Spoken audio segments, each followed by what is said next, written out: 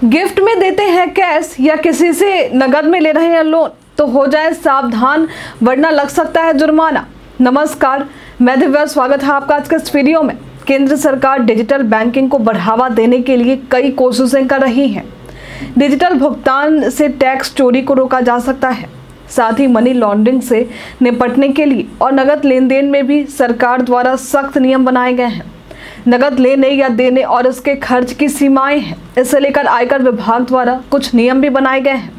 यदि इस नियम का पालन नहीं होगा तो आप पर जुर्माना लग सकता है। तो आज हम बात करेंगे नगद लेन देन को लेकर लागू सीमा, नगद की निकासी लिमिट और नगद जमा करने की सीमा। इसके अलावा कितने कैश आप गिफ्ट में दे सकते हैं या ले सकते हैं, या कितने फिक्स डिपॉजिट कर सकते हैं। कैश को लेकर इन नियमों को जानना बेहद ही जरूरी है ताकि अनजाने में हम गलती करने से बचें। नगद लेन देन की सीमा की बात करें तो किसी भी व्यक्ति को एक बार में 2 लाख रुपए या उससे ज़्यादा कैश प्राप्त करने की अनुमति नहीं है। ये नियम आयकर अधिनियम की धारा 269 ST के तहत लागू होता है। यदि कोई इस नियम का उल्लंघन करता है तो जितने रुपए उसने प्राप्त किए हैं उसके बराबर जुर्माना लगाया जा सकता है। चलिए अब बात करते हैं नगद निकासी लिमिट की। तो एक साल में कोई भी व्यक्ति 1 करोड़ रुपए से ज़्यादा की नगद रकम बैंक से नहीं निकाल सकता है। यदि कोई किसी वित्तीय वर्ष में 1 करोड़ से ज़्यादा की निकासी करता है तो उस पर 2% तक का TDS लग सकता है। वहीं जिन लोगों ने बीते 3 साल से इनकम टैक्स फाइल नहीं किए हैं वे 20 लाख रुपए से ज़्यादा की निकासी नहीं कर सकते हैं। यदि वे ऐसा करते हैं तो उन पर 2% तक का TDS लगेगा। वहीं जो लोग 1 करोड़ रुपए से ज़्यादा की निकासी करते हैं तो उन पर 5% तक का TDS लग सकता है। हालांकि ये नियम सरकार, बैंक, पोस्ट ऑफिस जैसी संस्थाओं पर लागू नहीं होते हैं। ये TDS के प्रावधान से मुक्त है। अब जानते हैं कि कोई भी व्यक्ति एक बार में कितने कैश जमा कर सकता है। तो जिनके पास सेविंग अकाउंट है वे एक वित्तीय वर्ष में यदि 10 लाख रुपए या उससे ज़्यादा की नगद जमा करते हैं तो इसकी सूचना कर अधिकारियों को देनी होगी। वहीं यदि किसी व्यक्ति का चालू खाता है तो उनके लिए ये सीमा 50 लाख रुपए निर्धारित की गई है। ऐसे नगद पर तुरंत टैक्स नहीं लगता। हालांकि निगरानी उद्देश्य के लिए आयकर विभाग को इसकी सूचना देनी जरूरी है और ये काम वित्तीय संस्थान या बैंक द्वारा किए जाते हैं। अब सवाल है कि क्या किसी से नगद में लोन लिया जा सकता है।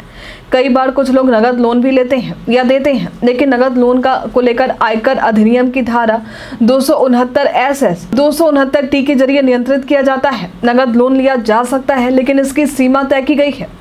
कोई भी व्यक्ति किसी को भी 20,000 रुपए से ज़्यादा नगद लोन नहीं दे सकता है। धारा 269 SS के तहत 20,000 से ज़्यादा कैश में लोन लेने पर रोक है। इसके अलावा कोई व्यक्ति 20,000 रुपए से ज़्यादा का लोन कैश में चुका भी नहीं सकता है। धारा 269 T के तहत इस पर भी रोक लगाई गई है। यहाँ नियमों का उल्लंघन करता कोई पाया जाता है तो उस पर राशि के बराबर ही उससे जुर्माना वसूला जाएगा।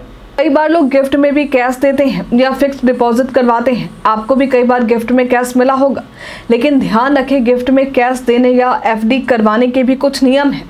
जब भी आप किसी को कैश गिफ्ट कर रहे हैं या ले रहे हैं तो 50,000 रुपए से कम के नगद दे सकते हैं या ले सकते हैं। इस अमाउंट में किसी तरह का टैक्स नहीं लगता है, लेकिन यदि आप इस तय सीमा से ज़्यादा कैश गिफ्ट देते हैं तो टैक्स लगाया जा सकता है। बात करें फिक्स्ड डिपॉजिट की तो यहाँ मैक्सिमम कैश की तो कोई तय सीमा नहीं है।